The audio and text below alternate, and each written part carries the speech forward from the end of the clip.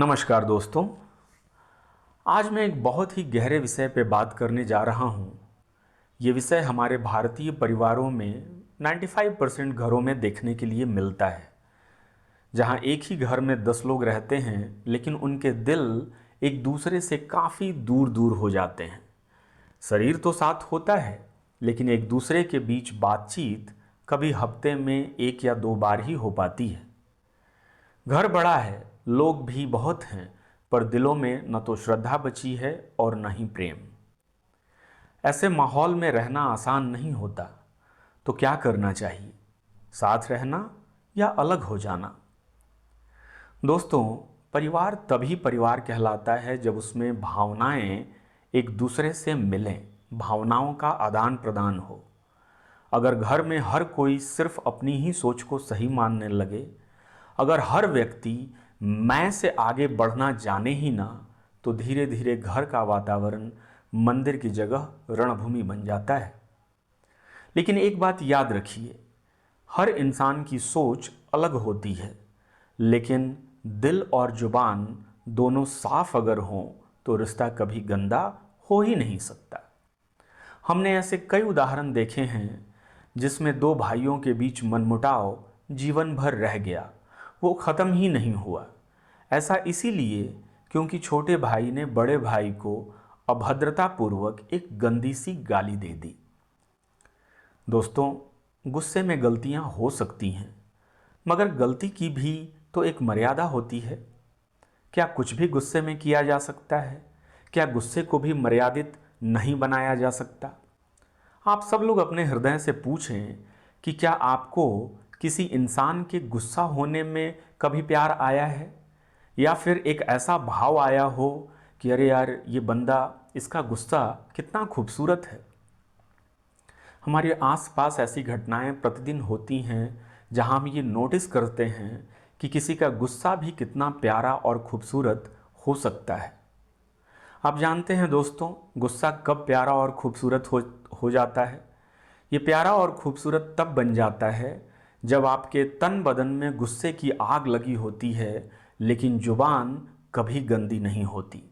आप लड़ते हैं लेकिन बेहद प्यार से और मर्यादा के अंदर। अगर परिवार में प्रेम नहीं है तो सबसे पहले आरोप लगाना बंद करें और एक दूसरे से बातचीत करना शुरू करें। कभी कभी एक सुनना ही सैकड़ों झगड़ों को ख़त्म कर देता है दोस्तों। किसी एक को पहल करनी होती है, और जो व्यक्ति परिवार में शांत होता है असल में वही परिवार का सबसे ताकतवर व्यक्ति होता है। अगर आप चाहते हैं कि माहौल बदले तो शुरुआत अपने रवैये से करें। छोड़िए औरों को, एक सिर्फ आपकी ही ऊर्जा घर के वातावरण को पूरी तरह से बदल सकती है।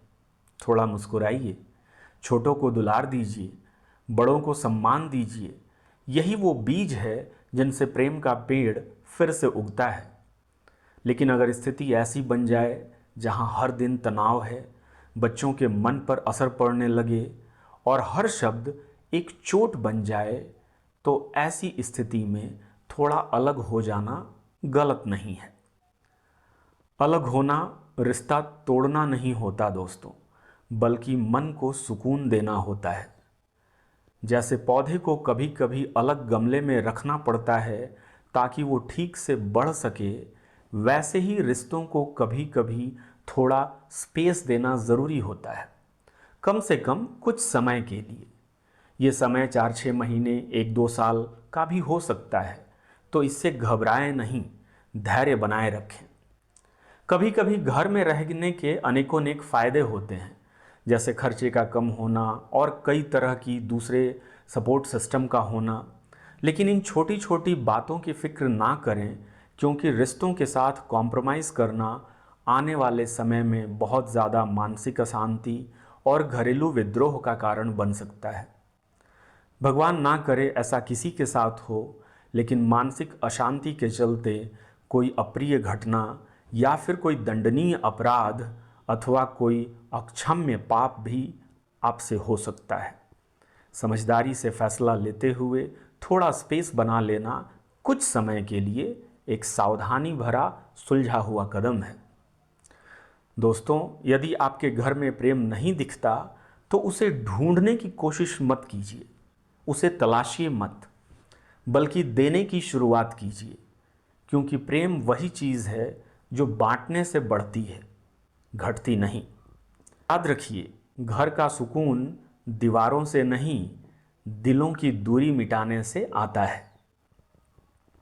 अगर वीडियो पसंद आए तो इसे लाइक और शेयर ज़रूर कीजिए, क्योंकि शायद आपका एक शेयर किसी और के घर में सुकून ले आए।